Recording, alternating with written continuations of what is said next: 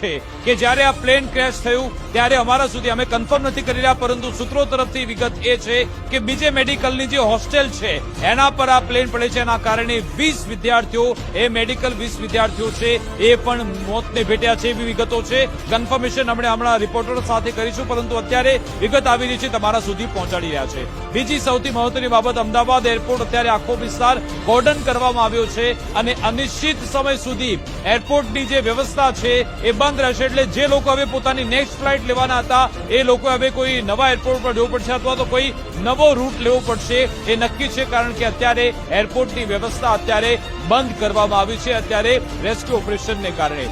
બીજી સૌથી મહત્વની બાબત એ કે હવે એક બાદ એક જે મંત્રીઓ છે અમદાવાદ આવવા રવાના થઈ ચૂક્યા છે. પ્રાથમિકતા એ છે કે લોકોને બચાવવામાં આવે, લોકોને તુરંત સારવાર મળે, જે લોકોના જીવ બચ્યા છે, જે લોકોને ઈજા પહોંચી છે એમને તુરંત સારવાર મળી જાય અને અહીંયા